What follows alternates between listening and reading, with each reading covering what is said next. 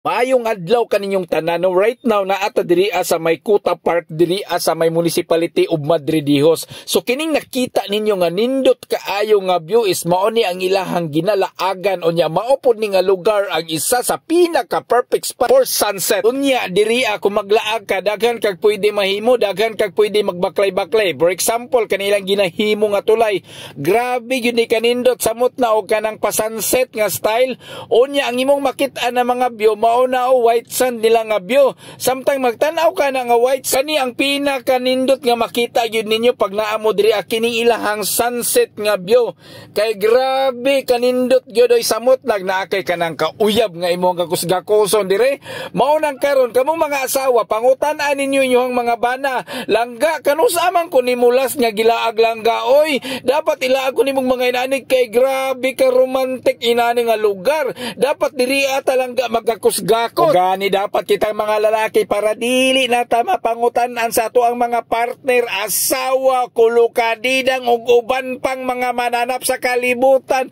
Unhi na sila lagi ato na silang ilaglaag sa mga lugar ug asa. Grabe ka romantic nga wala kay bayaran. Magbaklay-baklay lang mo ani nga lugar. Wala oy samtang nagtan-aw sa nindot nga beach, puti nga beach, unya nindot nga sunset. Wala mga wala inyo mga problema ug maundang kadali inyong panaglan. Sabay dili ganahan no kung inani nga view ang imuhang makita, magbaklay-baklay mong duha, magistoryahanay mo nga unsay maayong ug angay natong buhaton langga. Inani lagi langga nakoy utang ikumari langga. Inani lagi pangga. So dapat inani ba magbaklay-baklay mo dire, magistoryahanay ug dili magsigig away. Kay lami man sa paminawon nga dili na magsigig away. Kung awayon gani ka sa imuhang asawa, mga angkol ug busing, ayaw na silang paminawa, pasagdai lang na sila og magistorya og magsigigyaw-yaw kay wala man tay mahimo gidana nila. Kay kung dawin ato na silang tubagon apiti magbugno ra gihapon lagi mong duha. Mao nang ato silang pangitaan og paraan kung asa gyud sila pwede nga malipay.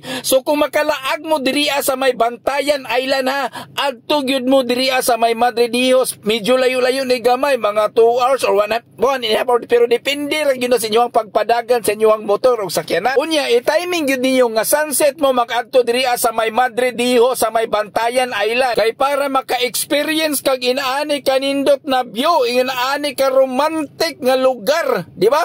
So unya ang nakanindot pag diri kay ang nakanindot pag nga maglaag kay ning Madridihos kay wala kay bayaran nga dakong bayaran ba, although layo-layo gini siya from Cebu City kay kailangan man kamo biyahe unya mo patabok na bugag isla.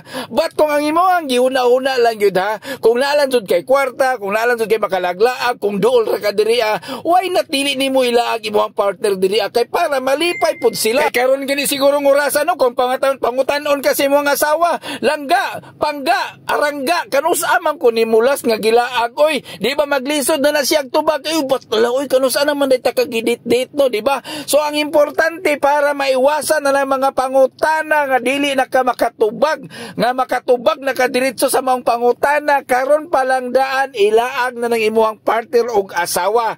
So kung makahuna-huna gali mo og adto Bantayan Island right now, laag mo og Madridihos ha. Sakop ni siya sa may Bantayan Island. So mo ni isa sa pinakanindot nga perfect spot for sunset. Okay? So sa mga ganahan na laag mo diri sa may Madridihos, kung walay entrance diri diretso lang mong sulod, unlimited mong picture tan-awo ninyo kung unsa kanindot ning maong lugar. So para malipay imo ang asawa, ayaw na ulati nga mag-away mong duha, ilaglaag na siya, tara na.